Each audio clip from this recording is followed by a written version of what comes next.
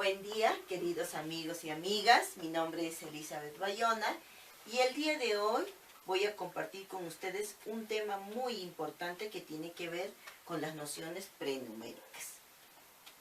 Para Piaget, la noción de número y su aprendizaje va ligada al desarrollo de la lógica en el niño. El desarrollo de la lógica, a su vez, va ligada a la capacidad de realizar clasificaciones y seriaciones con los objetos del entorno. Según uno de los modelos que establecen la lógica como requisito previo, los niños deben de entender la clasificación antes de poder comprender el significado esencial del número. Esto implica aprender a definir un conjunto, es decir, a clasificar objetos para poder asignar a cada uno de ellos a un conjunto correcto. En ese sentido, una de las nociones importantísimas a desarrollar es la clasificación. ¿Y qué es la clasificación? Podemos decir que es un proceso mediante el cual el niño junta elementos por semejanzas o bien los separa por diferencias en función a uno o más criterios. Este proceso se inicia en los primeros años de vida. Para comprender la clasificación es necesario construir dos tipos de relaciones lógicas: la pertenencia y la inclusión. ¿Qué es la pertenencia? La pertenencia es la relación que va a realizar el niño entre cada elemento y la clase a la que forma parte. Por ejemplo, si yo tengo un conjunto, una agrupación de triángulos, el niño va a reconocer que el triángulo pequeño pertenece a la clase triángulos. Asimismo, la inclusión es la relación que se establece entre cada subclase y la clase a la que forma parte. ¿Qué nos quiere decir esto? Quiere decir que si yo tengo rectángulos, cuadrados y círculos como subclases, el niño va a comprender que todos ellos pertenecen a la clase de figuras geométricas. Este proceso se va desarrollando de forma gradual y tiene tres estadios. Desde las agrupaciones figurales hasta las clases lógicas. Vamos a empezar. ¿Qué nos dice? ¿Cuáles son las características de este primer estadio?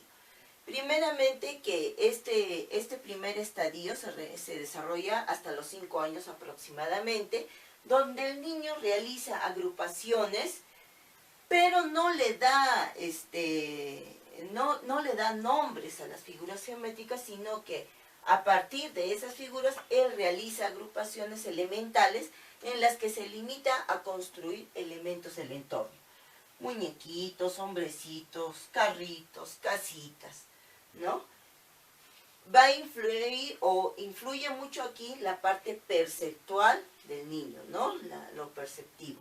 Es más, si a una figura que el niño ha formado yo le voy a retirar, por ejemplo, este círculo, el niño no va a decir que se le ha retirado el círculo, sino va a decir que se le ha retirado la cabeza. Un segundo estadio es el de las colecciones no figurales. En este estadio también va a haber 3 momentos por el que el niño va a transitar. En un primer momento, el niño va a hacer agrupaciones, pero no va a seguir un criterio único. Puede agrupar, por ejemplo, estos círculos, o puede agrupar estas figuras, de repente por el color, ¿no? No hay un criterio único, pero tampoco agrupa todos los elementos. Todavía va a dejar residuos. Luego va a transitar a un segundo momento, donde ya el niño va a tomar un criterio único. Por ejemplo, acá puede agrupar porque estas figuras son azules o porque estas figuras son rojas. En un tercer momento ya va a ir un poquito más allá y el niño puede agrupar, por ejemplo, ¿no?, en figuras pequeñas, y dentro de esas figuras pequeñas él puede decir: tengo figuras pequeñas amarillas y tengo figuras pequeñas rojas. Es decir, él ya va a considerar subclases dentro de una clase. Y este va a ser el previo, ¿para qué? Para que el niño pase a un tercer estadio. En este tercer estadio ¿no? De las clases lógicas, que más o menos va a surgir a partir de los 7 años, ¿no? A lo que Piaget le llama el estadio de las operaciones concretas. Dice que el niño va a agrupar, va a clasificar todos los elementos ya de manera jerárquica, es decir, él ya puede formar clases y subclases, ¿no? Por ejemplo, acá va a formar la clase de figuras geométricas grandes y acá las figuras pequeñas. Y a su vez, dentro de esas clases, él puede formar subclases, ¿no? Figuras azules, figuras rojas, ¿no? De igual manera aquí puede formar figuras grandes amarillas y figuras grandes rojas.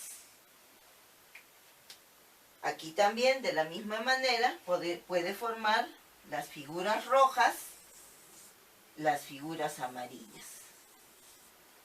Dentro de esas agrupaciones que ha hecho, él puede decir figuras rojas grandes, figuras rojas pequeñas, figuras grandes amarillas, figuras pequeñas amarillas, ¿no?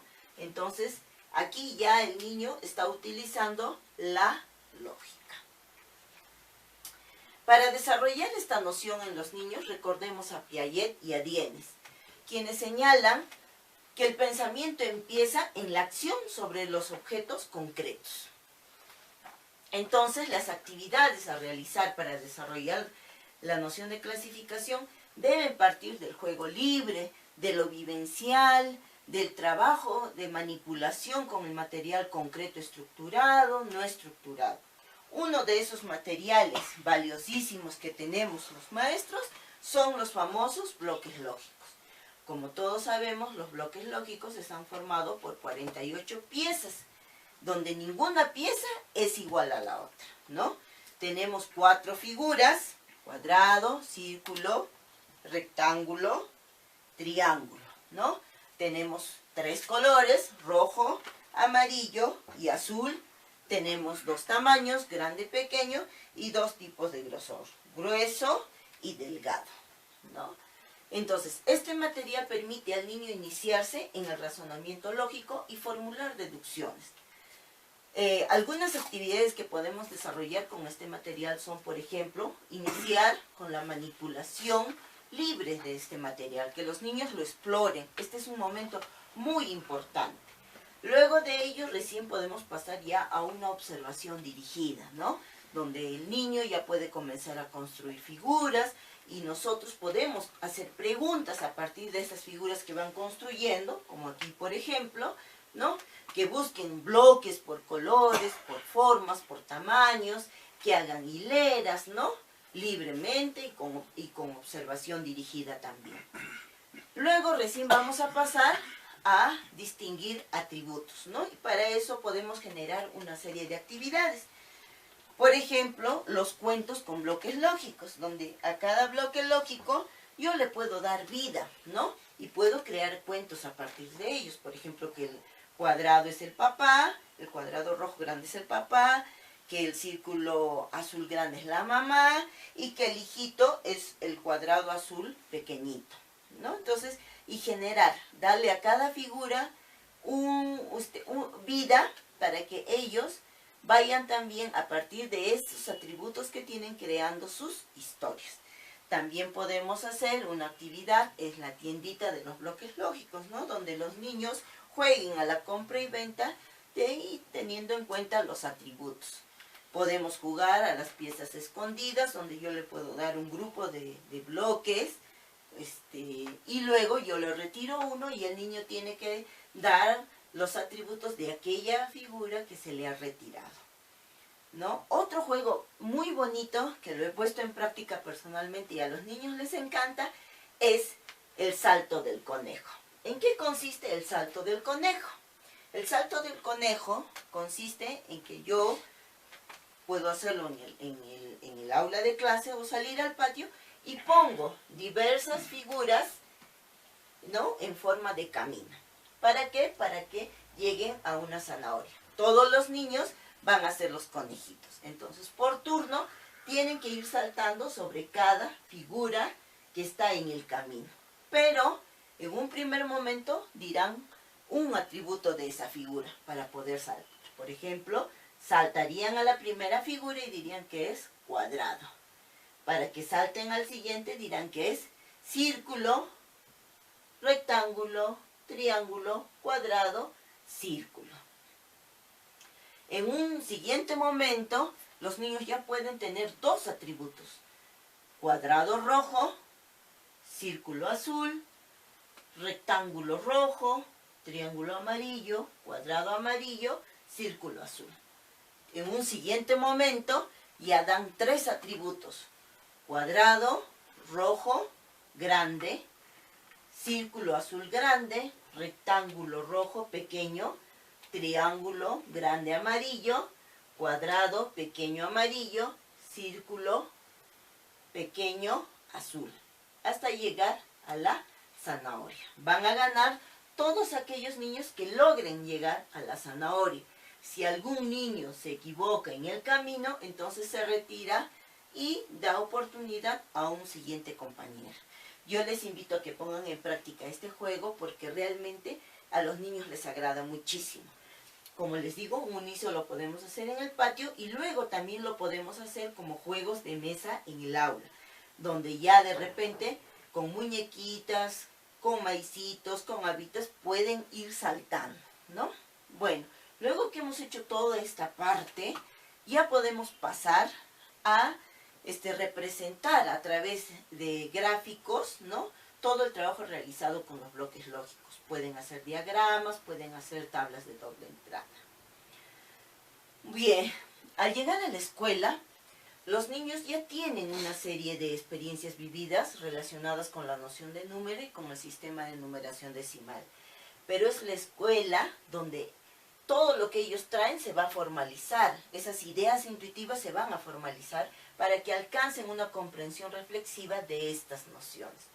Sin embargo, las experiencias que traen son diversas, por lo cual es importante que el maestro conozca, maneje, identifique las nociones y los aspectos que aún no han logrado desarrollar nuestros niños, para que este sea el punto de partida.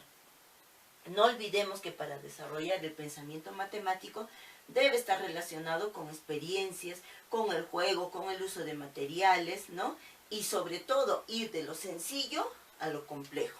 La construcción del número no se encierra solo en conocer el cardinal, el número en sí, sino en una serie de procesos asociados a las nociones llamadas prenuméricas, que sirven de base no solo a la construcción de número, sino para la comprensión del sistema de numeración decimal, para las nociones aditivas y sobre todo, ¿no?, para la resolución de problemas aritméticos, los famosos PAED, ¿no?, en situaciones de combinación.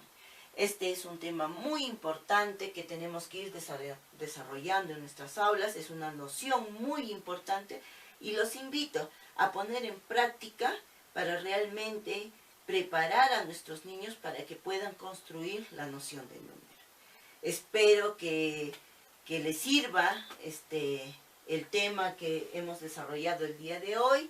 Les agradezco y bueno, a seguir trabajando por nuestra educación y por nuestros niños que son la razón de ser. Gracias.